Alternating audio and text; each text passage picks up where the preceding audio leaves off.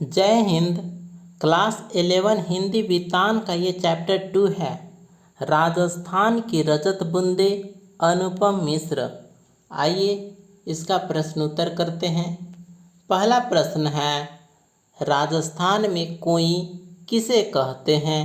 इसकी गहराई और व्यास तथा सामान्य कुओं की गहराई और व्यास में क्या अंतर होता है?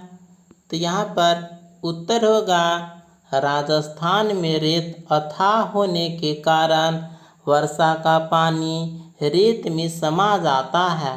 फलस्वरूप नीचे की सतह पर नमी फैल जाती है।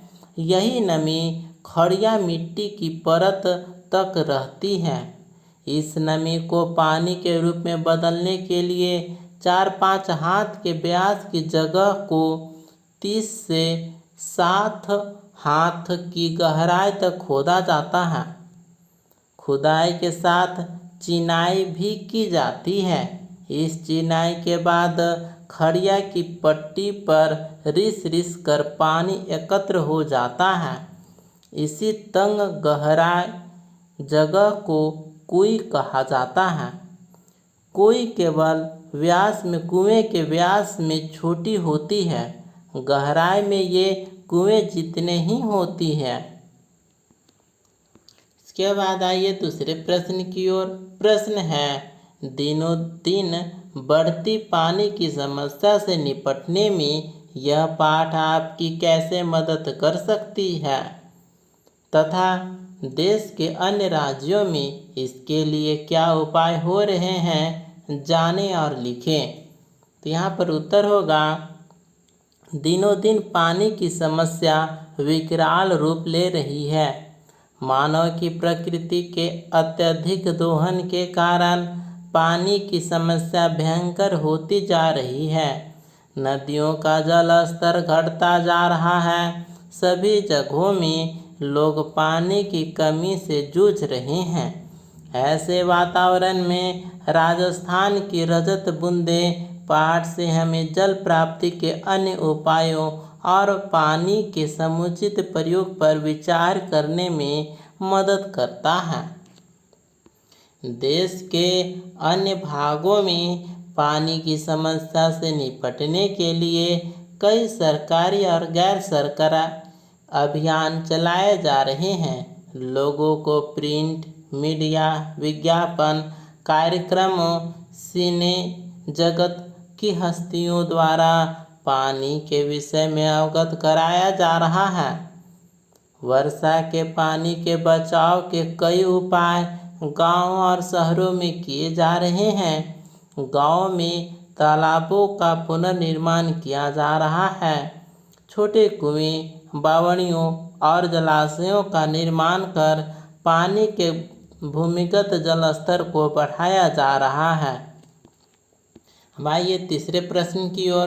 प्रश्न है, चेजारों के साथ गांव समाज के व्यवहार में पहले की तुलना में आज क्या फर्क आया है?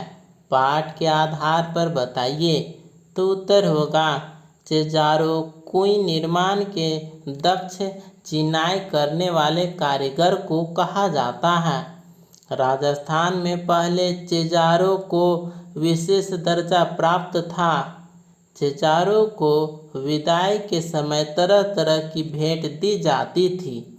कुएं के बाद भी इनका रिश्ता गांव से बना रहता था।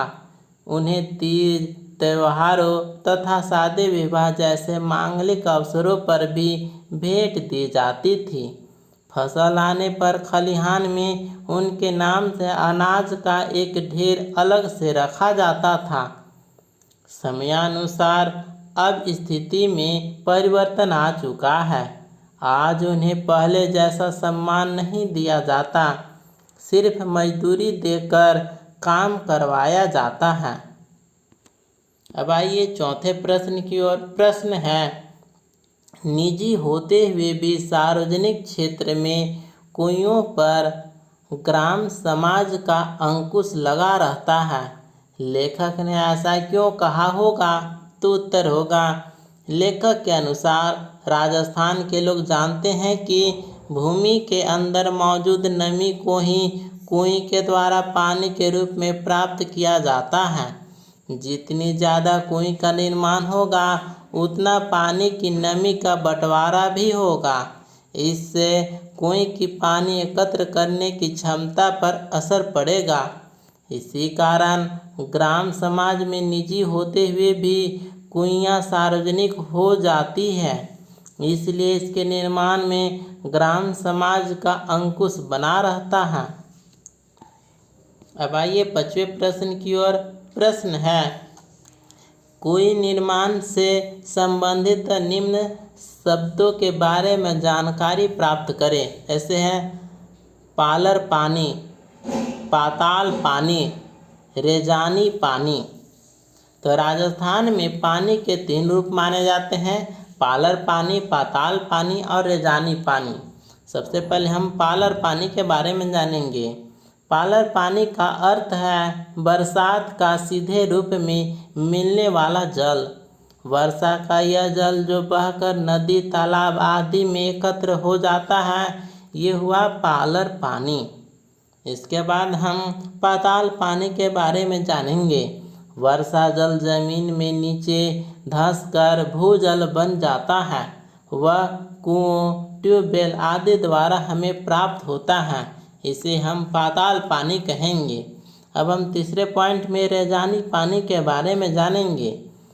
वह वर्षा जल जो रेत के नीचे जाता तो है, परंतु खड़िया मिट्टी के परत के कारण भूजल से नहीं मिल पाता। वह नमी के रूप में रेत में समा जाता है, जो कुएं द्वारा प्राप्त किया जाता है। यह रेजानी पानी हुआ। इस प्रकार से इस चैप्टर को हम अंत करते हैं। मिलते हैं अगले वीडियो में। धन्यवाद।